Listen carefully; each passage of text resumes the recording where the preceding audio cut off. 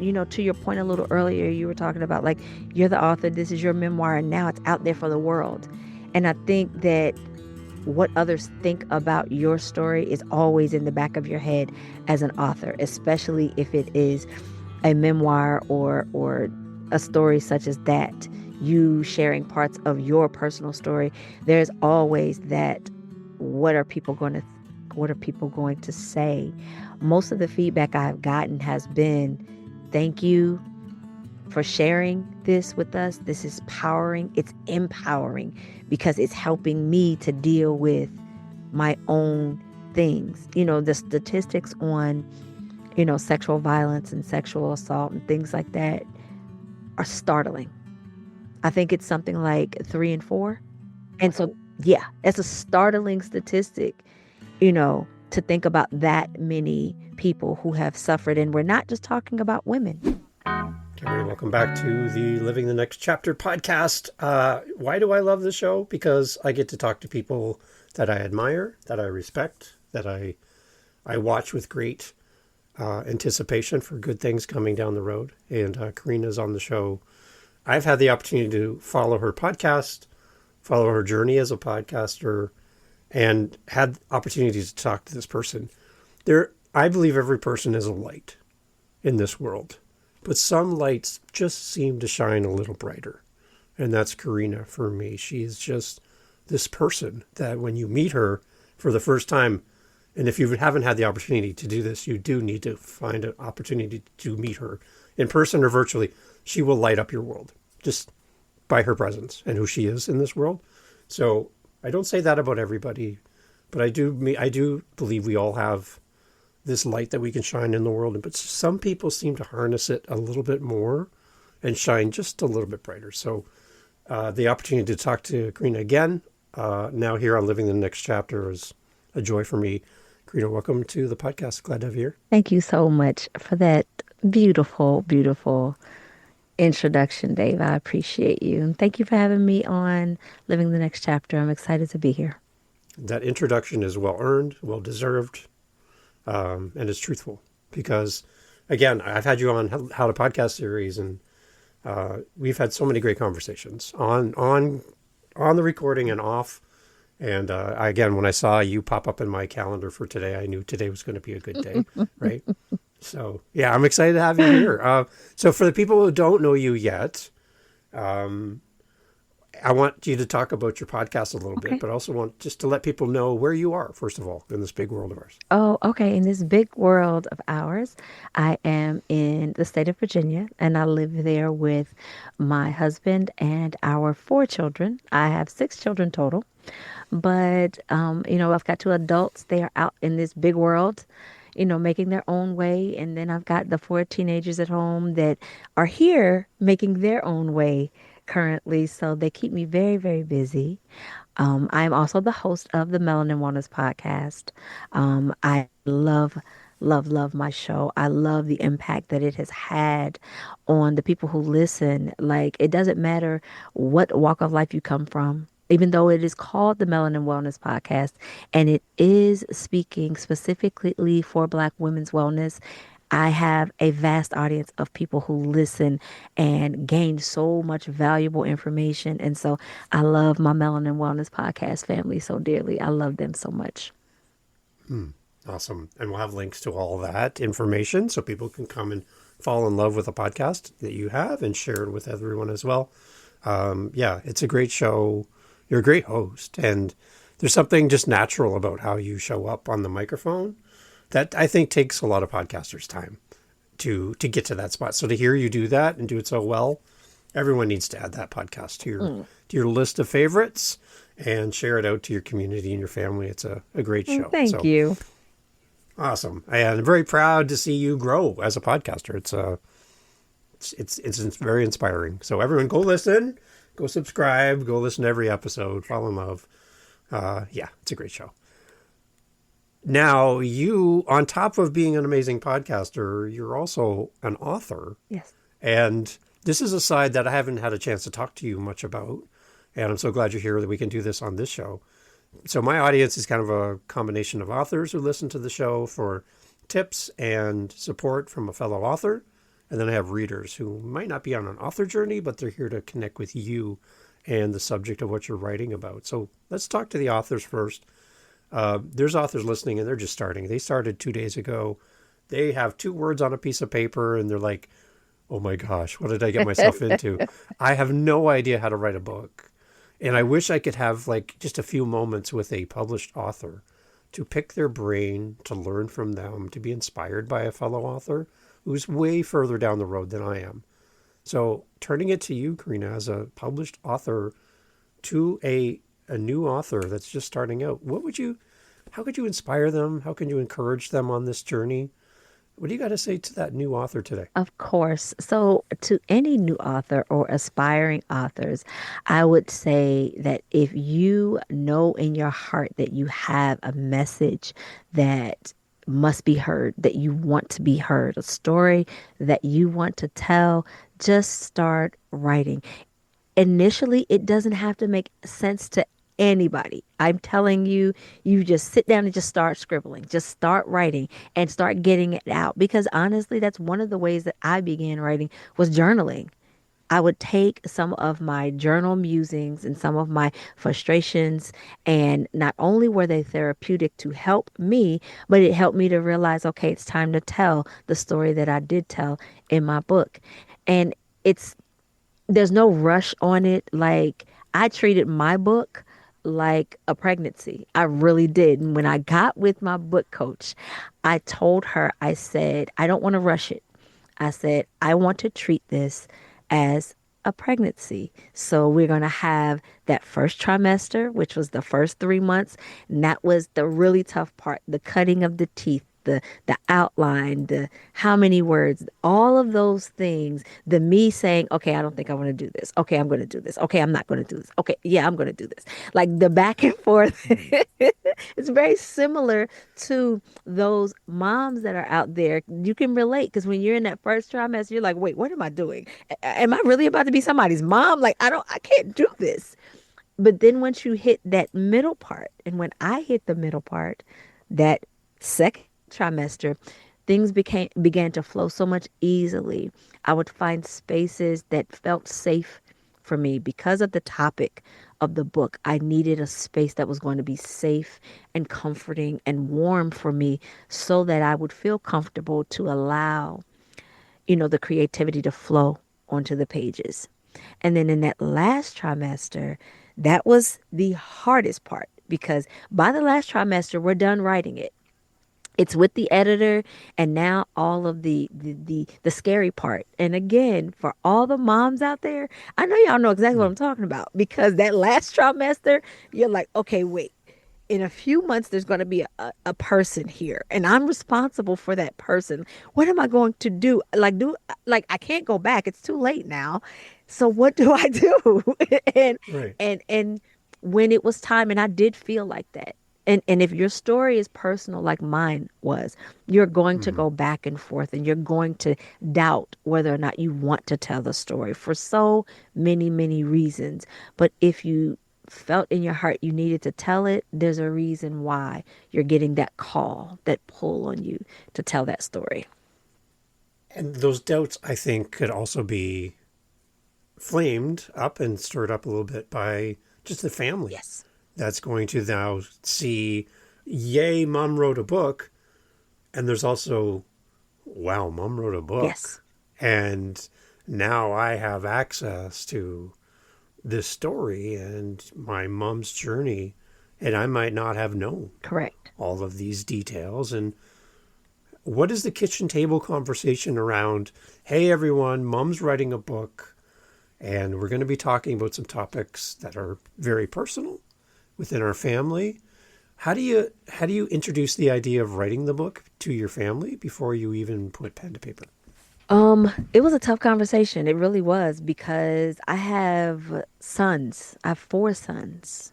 And my 4 sons are very, very protective of their mother. And some of the information shared in the book was extremely sensitive. And so when I sat the family down and told them that I was going to write the book, I don't think it really set in for them initially. I think it was like, okay, So mom's writing a book. Like, because I've done so many things. I've gone to college. I have 3 degrees. And so they've sat through all of these graduations. So for them in their head initially, it was just like, okay, yeah, that's just something else mom is doing. Mom's always doing something. And so Yeah. like I don't think it really got real until I got the sample copy. When I got the sample copy where I was done and it had been edited and they sent it to me for me to review it to see if everything was as it was supposed to be, for me to read it and double check for it. It wasn't until that arrived that it really hit them and they were like, whoa, mom really did write a book. And I think that the conversation got more difficult after the book came out because to this day, my sons have refused to read it. Mm. They have stated, Mom, I cannot right now. And I understand that my husband won't read it either because my husband is privy to some of the things that have happened, but I don't believe that he is in a space where he can handle the details Yep. and then the other things that he did not know. And I think that that's where my sons are as well. And I have to respect everybody's position on it. Like, I Yeah. can't do it. My youngest daughter, she's read it and, she shed her tears and she said, Mommy, it's beautiful. And she said, Mom, you're so strong because this was a lot. You went through a lot. And for you to be the person that you are now, despite going through all those things, is nothing short of amazing. I don't know how it happened. And so, I kind of expected that in a lot of ways. I did expect that from the men in my life. I expected them to be in a position to where, like, men, you guys you're fixers. You're fixers. Yeah. Like, you want to do something. So, like, if somebody hurts somebody that you love, like, I want to do something. But that's not where we are. That's not necessary. And the only thing you can do is just support me. And to them, I believe somehow it just feels like it's not enough. Mm. Interesting. That's Hmm. interesting. Speaking from a male perspective as well, I would think that there'd be elements of me thinking to myself that I'm not enough, but that maybe it comes off that I don't care or that I'm not showing up the way I should and I'm not supporting you by not participating to the extent, right, that your daughter has, for example, and then feeling guilty, I guess, for not being that for you. So I wonder if they're struggling with little elements of that as well as they kind of, Possibly. you know, But here's the crazy part is that they have the book. They bought the book.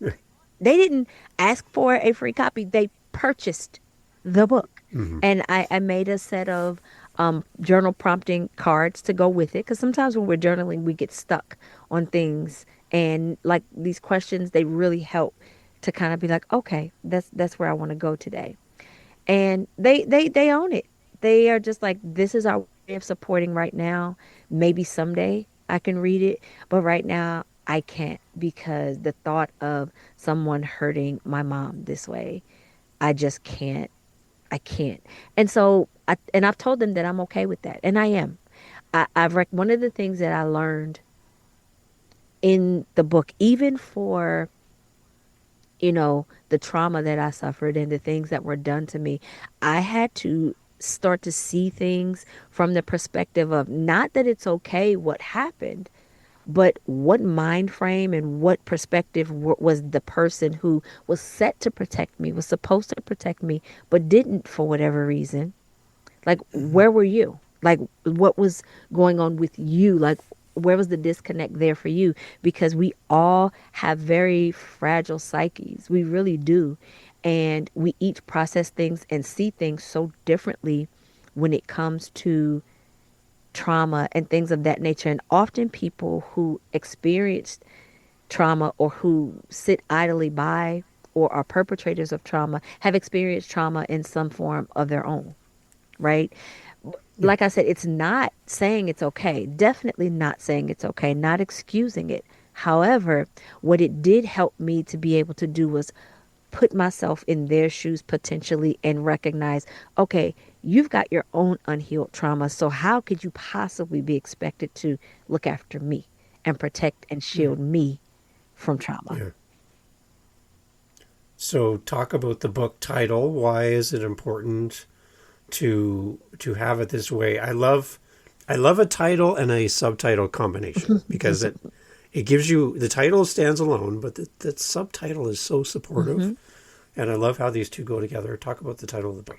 Yes, the title of the book is Note to Self: Lessons on Trauma and Thriving in the Aftermath. And I made it that because I needed everyone who reads this book, or someone who may be searching for a book because they are at the beginning of a healing journey of their own traumas and saying, okay, I don't know where to start. And they may still be feeling oftentimes what many of us feel is shame and blame, that they are to blame somehow for whatever it is that they've gone through.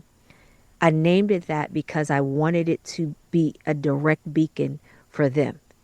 And also, not just that we're going to talk about just trauma and trauma and trauma, but I wanted you to see the victory on the other side, to see that there is this beautiful, amazing life awaiting for you on the other Right. side of that healing when you're ready to dive into that journey. To write a memoir, I think there's an interesting balance when I talk to authors about memoirs is you're capturing your story and the lessons you've learned and things that have kind of how you've navigated this part of your journey. But then there's also a reader that's going to read this. Yes. So how do you balance telling your story, but also addressing an audience at the same time through the book and speaking to your reader? Like, how do you navigate those two things at the same time? It was tough. It was tough, but because I am a creative and I see things so vividly, like in my head, I pretended as though I was having a conversation with someone who had come to me at a different stage in their healing journey and wanted to learn, like, okay, well, how do you know? You're telling me that there's this beautiful life and that I can get through this, and I don't feel like I can get through this right now. How do you know? And so I put it that way of, okay, let me show you how I know. I'll tell you how I know, all the while kind of dropping these gems and these notes to myself and to whoever is listening, and the person that may have wanted this information, saying, okay, all right, this sounds like a conversation more so than just a this what happened and then this happened and then this happened and then this happened. I wanted it to feel like a conversation. And from everyone that has read the book and has left feedback about it, they were like, first of all, I couldn't put the book down. Like, I kept saying, I'm going to read this much and I'm going to put it down. But the way that you wrote it, it definitely sounded like we were on the phone talking.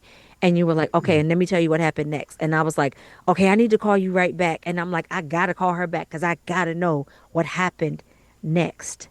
And there are those who knew me pre healing, and then Yeah, there are those yeah. who know me after healing. So their perspectives are very, very different. Interesting. Okay, so going back in your story, who was it that came down your path that helped you? Like, who was that person that opened up this healing path for you? Was it a person, a resource? Like, what happened? To be honest, I woke up one day in my early 30s and realized that I had just been angry for so long. I was angry all the time. It didn't matter what was happening. If the bacon was frying, I was angry. If I had to go to the grocery store, I was angry. If I was folding laundry, I was angry. I was just so angry. And it was because I had not processed or dealt with or grieved my traumas. And I think that's a huge piece that I touch on and I talk to people about. Like, when you are dealing with your trauma, please understand you're going to grieve it. You have to, because it is something that happened to you and there's something that you lost in that trauma. So you're grieving whatever was lost. And when I woke up and realized I can't be angry like this anymore, there has to be more to life than this, I went to therapy. When I introduced you at the beginning of the podcast, I mentioned the light that I get from you and every interaction I have with you. And I believe everyone has a light. But again, like when I talk about you, to hear you say that you are an angry person, to me, seeing you and knowing you at this stage of our interactions, I can't imagine you as an angry person. I can't even put you in that context. That seems so foreign to me. Yes. That I can't even imagine Yes. you as an angry person. Because all I know from you is our interactions. Yes. Most recently, right? So how do you kind of balance out who you were in that anger with who you are today? Like when you look back at that, does that just seem like a totally different person then? Because to me, I don't picture you like that. Absolutely. It definitely was a totally different person. However, she was who I needed at the time. She was my protector. And, for those who read the book, you'll understand. You'll understand, okay, I get why she was so angry, and I understand that need for protection because that was something that I did not have. Often those of us who are victims of trauma, especially childhood trauma, we don't have control, right? And when we get old enough to have control over things, we're going to control everything. And oftentimes it will manifest itself as an angry protector because that is all that we know in order to protect ourselves. And so, yes, those are two very, very different women. The woman that I was before my healing journey, and the one person that I can tell you that is completely cognizant of everything and got to witness and experience both pre-healing and post-healing Corinna is my husband. My husband witnessed the pre-healing Corinna. And I'm gonna be honest, I don't know how he still married me. I don't know how he did it. I don't. Because I was a lot. I was a lot.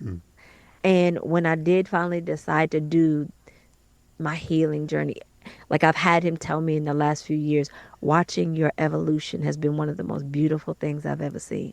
Wow. He said, I've Wow. watched you just grow and blossom and evolve into this beautiful, powerful, strong woman. Not that you weren't strong before, but this is a different type of strong. And he's like, you inspire me to want to go and deal with some of my own childhood traumas so that I can be a better person. Yeah. So in your angrier days, Yes. when anger was kind of your default Yes. setting, how do you parent at the same time? You know, And how is your parenting different now? I'm going to be honest, my parenting is no different because, Okay.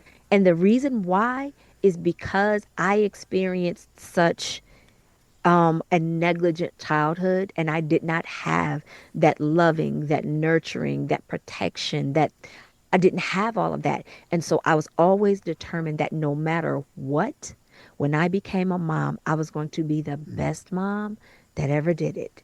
And my oldest friend, she tells me that all the time. She says, I will never forget when before you started having kids, you told me, I'm going to be the best mom ever. And she said, and you have done just that. Now, I think that there are times, and again, with people who are victims of trauma, we will overcompensate with many things. And I know that I overcompensated with my kids. I know that I did because I was so determined to give them every little thing that I did not have, all the love that I didn't get, all the support and all the nurturing that I didn't get, to the point to where now it's like, it doesn't matter what those kids are about to do. They're like, okay, wait, hold on. I gotta go talk to mom first. Like, what? I Right. gotta see what Yeah. she gonna think. And but one of the things that let me know that I did exactly what I set out to do is when they told me, and again, remember, I have a house full of teenagers. And when you're a teenager, parental voice is like Charlie Brown's teacher. Okay. Nobody hears it. Yes. Yeah. But my kids said to me, before we do anything, our first thought is always, what would mom think? Mm-hmm. And that brought me to tears because I was like, I did it. I did it. I did it for them. And the fact that for them, that in the back of their mind, no matter what they're about to do, they're like, okay, hold on. What is mom going to think if she finds out about this? They don't want to be, they do not want to ever hear me say the words, I am so disappointed in you. Like, Mm-hmm. they have told me that keeps me up at night. I can't sleep if you tell me you're disappointed in me. Interesting. Yeah. Because the one thing when you talk about the unprotected elements of your childhood and then parenting with that lens, I kind of feel like we'd almost go to the extreme of overprotecting and almost smothering our kids and never letting them experience things out of fear because we haven't dealt with it ourselves before therapy. We we just say, well, if that was bad, then I'm going to go the complete opposite. I'm going to go this way. But in that way, our kids almost see a different side of us where we're almost too much Yes. as a parent. Did you have to battle with that then? I feel like that had I not gone to therapy, I absolutely would have. Absolutely. Okay. All right. Especially due to the fact that two of my children have autism. Mm, And so, there was an extra protective factor there, wanting to protect them and make sure that not only, did they have the opportunity to have as close to a normal life as they could for however that looked for them, but also to protect them and make sure that they understood the difference between what's right, what's wrong, what's acceptable, what's not. And so, yeah, if I had not gone to therapy, I can definitely see that I would have turned into this suffocating mom. But through therapy, it helped me to understand that you have to let them go into the world. I know it's scary. I understand what you've been through, but your trauma is not theirs. So you can't heap that trauma on them in a different way with your overprotection and not allowing them to breathe and live their own lives. I became a very interesting parent because of my parenting skills. Like, we give our kids a voice. Like, I don't tell them to just do things just because I said it. I'll tell them this is what you need to do. And if they have a question about why, I'll say, okay, you give me the pros and cons. You give me the pros of doing it and give me the cons of not doing it. Because as I tell my kids all the time, I'm not going to be here forever. Someday I'm going to get old and I'm not going to be here anymore. I need you mm. to be able to make decisions, well rounded, thought out decisions for your life and for your future family's life if I'm not here anymore. And me telling you to do things just because I said it, that doesn't necessarily mean that it's right for you. Interesting. As I listen to you, Corinna, my mind is going in like all these directions. I'm like, oh, ask this. No, ask this. No, ask this. I'm having this internal dialogue as I listen to you. So, okay, it's one thing to buy a book as a memoir, as a reader, and read someone else's story. Yes. I love a memoir where I, as a reader, can insert my story into your story and parallel your learnings, your lessons, your journey with more my context for my journey and see where there's overlap and where I can learn from your story. To have a memoir is amazing, to hear your story, but I love a memoir with tools. I love a memoir that helps me in my path through therapy, through talking with my kids, through my journey. What kind of tools have you included in your memoir for a reader? What kind of things are in there for us? What are we going to discover? In the book, you're going to discover first just how to start, like how to begin finding that and how to find support. Because oftentimes, a lot of us don't have support systems because when we come forth about our traumas, and especially if it is internal to the family, we often Yeah. lose that family support. We often find ourselves very alone and very by ourselves. And I say all the time on the podcast and to my nutrition clients, listen, if I'm saying something, it's because it's from experience. I've lived it. I'm not just saying stuff. And Yeah. so, because I know what it's like to walk that path alone, you're going to find steps to helping you find that support. You're going to find like these little breadcrumbs and this little pathway that helps you start those dialogues. I had a friend of mine who read the book and she said, I had things that I knew I needed to address, but it wasn't until I read the book that I knew how to address it, like where to start. Obviously, she was like, it wasn't met with, open arms and things of that nature. She said, but that's not the point. The point is that I figured out where to start. And then once you figure out where to start, like I will show you in the book, then you continue to go through the book and you'll find continuous tools to use. Journaling, meditation, yoga, prayer, therapy, all of these things are in the book because these are all the things that I used, all the tools I used on my own journey. And not for nothing, hobbies, y'all. Do not Mm. overlook hobbies. We overlook those after we stop being kids. Just because we adults don't mean we can't still have those. They're great Yeah. and they're healing. They really are. Hmm.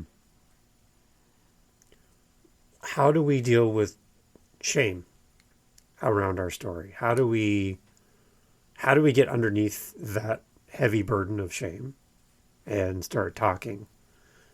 A lot of people I would anticipate that are dealing with something like this hide under that kind of heavy blanket of shame and they just don't know how to get out from underneath it. What do we do? That is probably the biggest barrier for most of us is that we internalize that shame when we have absolutely nothing to be ashamed of. We didn't do this. It wasn't us. And I'm going to be honest, it's easier said than done because for as many times as I knew that what happened to me was not my fault, I did not do anything. When you have other people telling you that it was your fault, that you must have done something, that's Right. when it becomes more difficult. So you have to be compassionate with yourself. Show yourself grace and sit there and start to pick it apart. I would definitely suggest doing it with a therapist because when you start to pick the event apart, there's going to be things that you forgot about because the brain goes into preservation mode. And so Hmm. every detail from a traumatic event, you're not going to remember. The brain is going to discount the things and hide the things that it knows will lead you to a breaking point that you may not come back from. That's the beauty. Our bodies are so amazing, right? Like they are Right. so Right. amazing. And so the brain will shut off what it knows you cannot handle and cannot process in the moment. So you will have this story. And it's funny, I have talked about this a million times. People who have suffered from trauma will have this one story that they can tell it like they're telling the weather outside. And Yeah. they seemingly have no emotion behind it. It just comes out and, they're okay. And it's not that they don't have emotion, it's just that they've told it so many times that it just is what it is. However, there are pieces about that trauma that their brain protected them from because they could not deal with it. A lot of times Mm. it's that shame, and you have nothing to be ashamed of. You did not violate yourself. You did it, Yeah. you are the victim. Yeah. You're the survivor of whatever this horrible thing that happened to you was. That's going to be the first step, being compassionate with yourself and realizing I didn't do anything. This is not my fault. Despite what may have been told to me, especially as kids, or you're lying, stop Hmm. making up stories. Mm. You got to be quiet or you're going to get such and such in trouble. And especially when it's within a family. Right. Because most times when these things happen to us, it's from a family member or someone we know very closely. It's very rarely from a stranger. Mm. Very, very rarely. Be compassionate with yourself. Please be compassionate with yourself.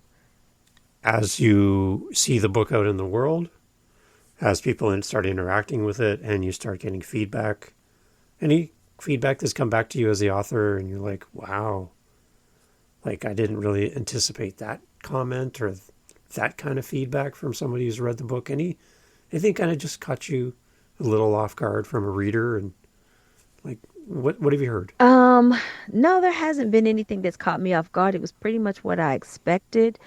Good. Um, but there was still, I remember, to your point a little earlier, you were talking about like you're the author, this is your memoir, and now it's out there for the world.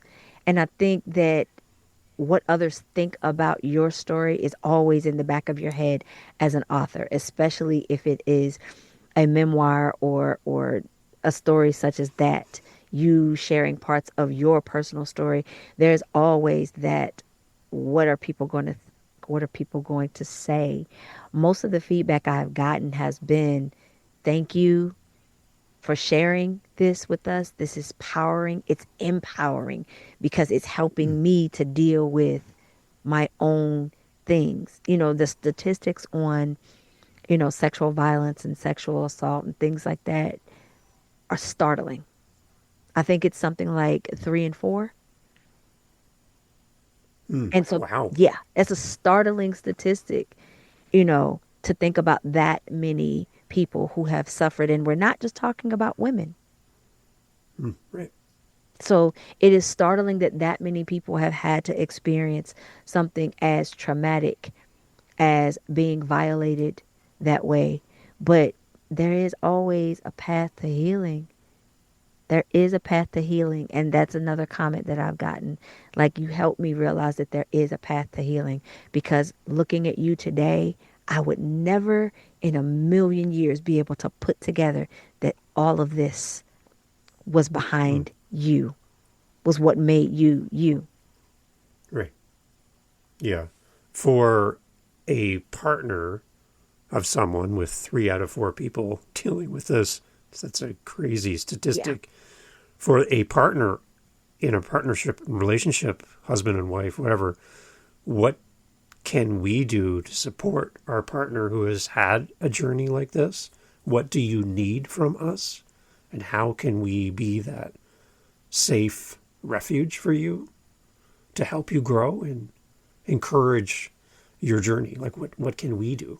As a partner or someone, anyone who supports a survivor of sexual violence of any kind, be sensitive to what it is that they say that they do and don't need. We all are going to have triggers. There are going to be some things that may seemingly not be a big deal to you, but may be a trigger for us. Like, it could be a sound, a certain smell, a certain area, a certain place, certain colors, certain, like, anything. It could be anything that may be a trigger.